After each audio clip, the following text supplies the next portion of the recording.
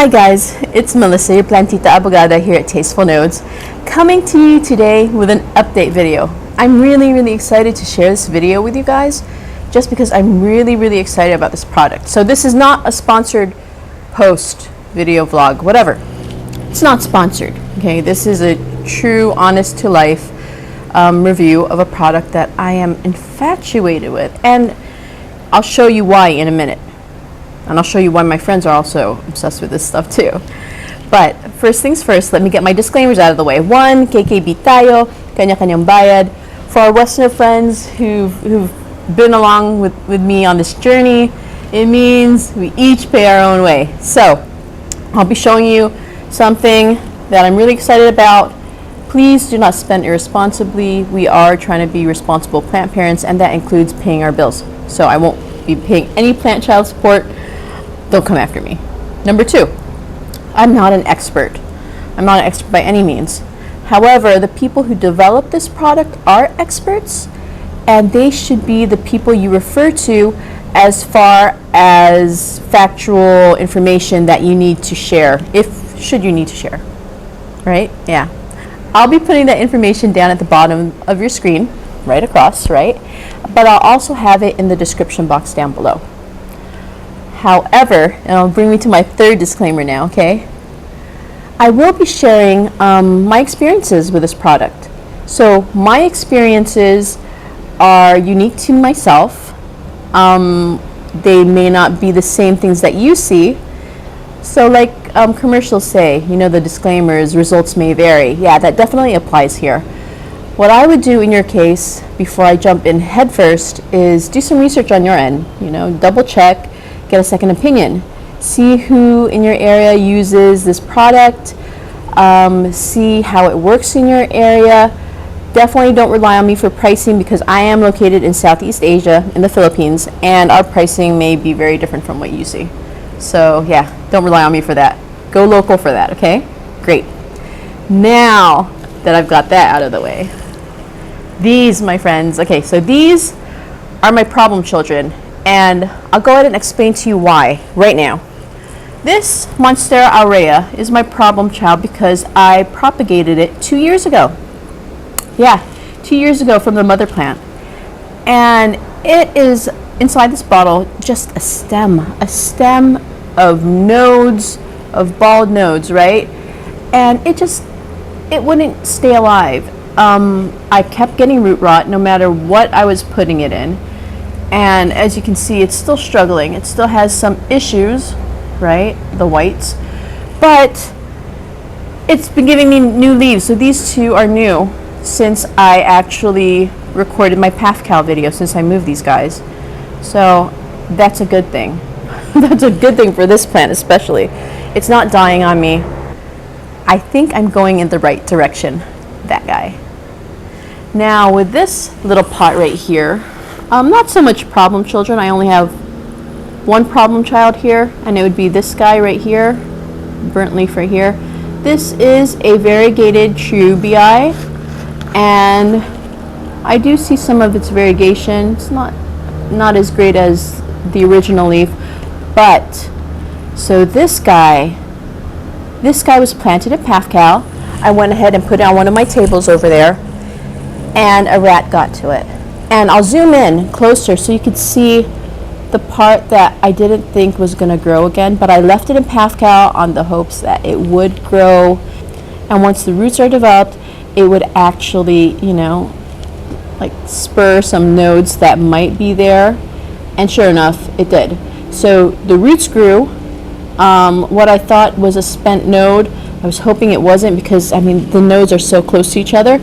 Apparently I had an extra node there, and yes, I have some new growth. Yay! So the variegated Treubii actually grew, and I'm happy to say that my theory about Pafcal use with the Scindapsus, whatever we pronounce it, we don't judge here. Anyway, what I suspected with Scindapsus and Pafcal works well, which brings me to two other growths right here. So this right here and this. These are from a Scindapsus that had stem rot. right? At least I hope it was stem rot. I don't know. All I know is I saw a Scindapsus in my greenhouse that was curling up. I got it for a closer look, and sure enough, it didn't have any roots. In fact, it wasn't connected to anything. It had that piece of stem with these beautiful leaves on it. Eventually, leaves fell off, but if you know anything about propagations, you know that if there's a node, there's a chance, right? And that's exactly what I'm seeing here. So these are Scindapsus Mayaris, these two right here, and they've got new growth, yay! In fact, I think I might have some root here. Yeah, I do have some root here, and yeah, you might be able to see it right here. So I'll do a close-up on that as well so you can see. But I try not to disturb them as much because I do want them to grow out better, and I want those leaves out before I do anything. And same thing with this guy. So he's got new growth. It's really promising, and I'm assuming that there's some root down in there somewhere.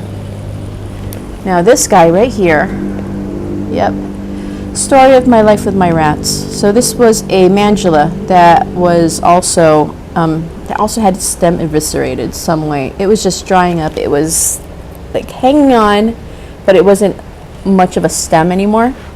So I chopped that part up. I put it in here.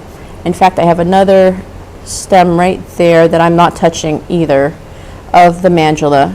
And this one actually started growing. So yes, I'm really thrilled with what Pafcal is doing for my plants.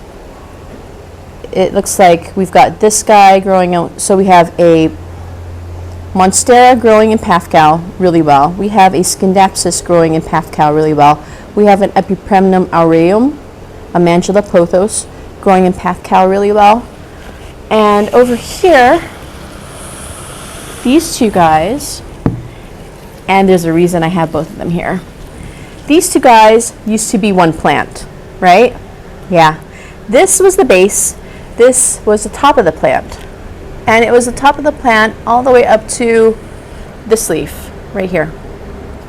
So what happened is, minus these three leaves on top, a rat got to it again. So I have pictures of that because I was really, really mad and really heartbroken.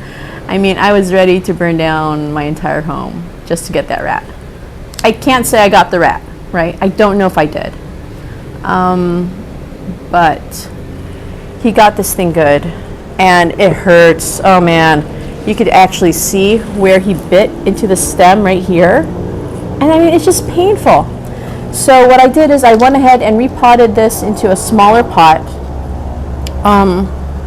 The roots, you can see them on the side, are okay. You know, this is my normal aroid mixture. It's fine. It grew. I'm happy about that. This was completely rootless when I put it in.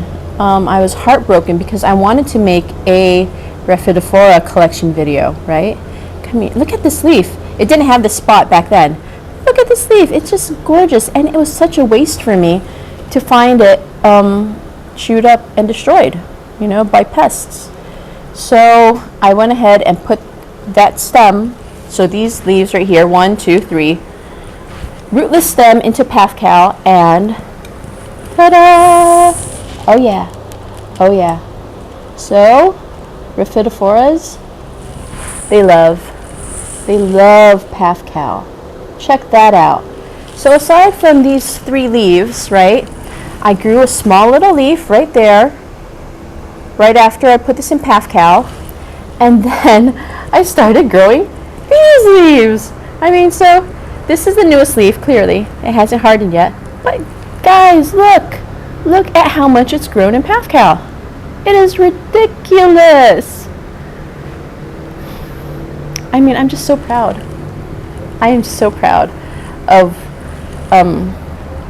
this plant. Oh my gosh, I think I'm having a moment here. Flies, go away. I'm having a moment. So I'm really happy that this plant survived. I'm really happy that it thrived, but I owe that all to Pafcal and this product. And, you know, I will go ahead and explain to you where I got it, just in case you're interested, just in case you have problem children that need help of their own. but I'll also give you a little idea of what it is, so that you're not going in blindly. So you can go ahead and check out my previous video on Pafcal. I'm always interested in new technology, especially when it comes to plants. You know, I'm a geek like that. It's the plant nerd in me, right? So this is Pafcal, my friends. And I'll go ahead and zoom in for you and show it to you, get a close-up there. But what it is it's this really super light, really light, super light material. It's almost spongy in texture, right? It is a reusable, soilless material. I'll call it a material because I can't really put into words what it is. So the company that developed it is Toyota Centauri, and they distribute all of their products through a company called Midori, right? Midorie. So at least in Southeast Asia they do. I don't know where they distribute through the rest of the world. Anyway, I digress. So my first pack, the one that I showed you in my previous video, I bought from Midori, Singapore, and that cost an arm and a leg. Shipping costs an arm and a leg. This time around, I was able to buy it from Midori No Heart in Japan, in Tokyo. So there's a store called Midori No Heart, and they sell Pafcal products. So they sell Pafcal chips.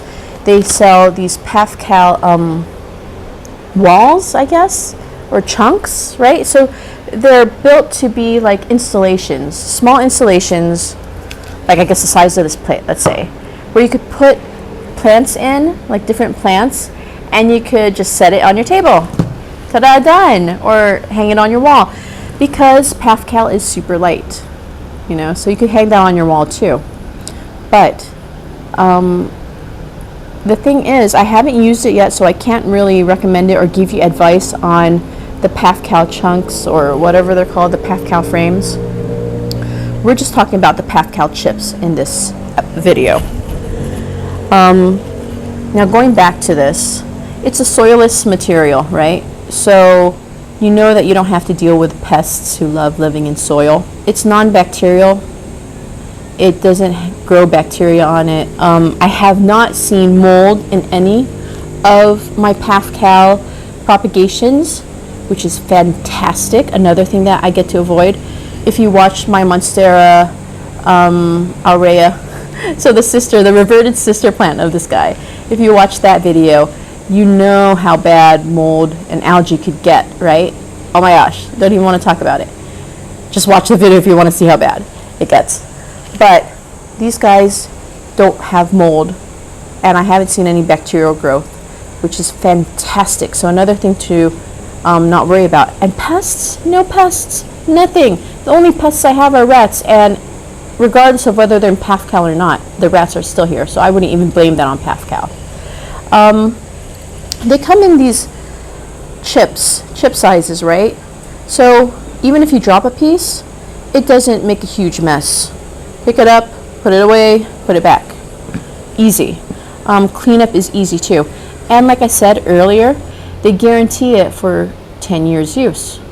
As long as you don't mix it, I think that's the caveat here, as long as you don't mix it with anything organic. Because that's the whole purpose of this, is that you want to use this product along with inorganic stuff to have better drainage, right? I have friends who've used this with perlite. I've had friends who've used this with pumice. So well-draining materials like that, along with Pafcal, work really, really well. Yeah, I don't have it here, but I'll take a picture of it, or maybe video. I have a friend who, I'm mothering his variegated bipennifolium, and it is in Pafcal, and I believe perlite. And I mean, the roots are really good, considering. Now, with these guys, they're really, really easy to use, right? Use of it is just measure out what you need for your container. I use a variety of containers. I use glass and plastic, either or. I do prefer glass because they seem to grow better. The roots seem to grow better. It could just be me. However, I do notice that when I use glass, it's going to be a pain if I do want to move them over, or when I do have to move them over, which may happen soon with this guy, so stay tuned. I'll be posting stuff about that on my Facebook and Instagram. Anywho, so you could use any container. These guys have no drainage holes in them. They don't.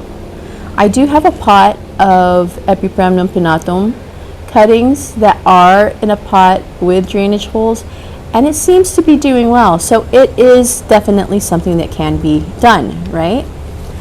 But because I prefer convenience, and I prefer not to water often, I have them in these containers. Now, in order to use these, that was a really long intro, so I'm sorry. But in order to use this, all you need to do is measure out what you need for your container, put some water in it. I usually put water that has some HB101, which is a Japanese soil conditioner, dropped into it. It just gives the roots that extra oomph, you know. You see the Rhaphidophora. Yeah, it does stuff like that.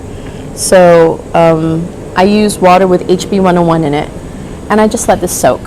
You're supposed to let it soak for a minute. I've let it soak for 30 minutes in the past. You're not, you know, life happens. All you need to do is just squeeze out the excess water. And trust me, there's no way that you could squeeze out every drop of water. So you'll be fine. Just squeeze out the excess, put it in your container, put your plant in there, put some more Pafcal, and you're good to go. Just keep going along those lines until you've reached the area where you want your Pafcal to end in your container. For me, that's usually about half an inch. Yeah, looks like half an inch in what I'm using. I water these guys every 3 to 4 days. They are indoors.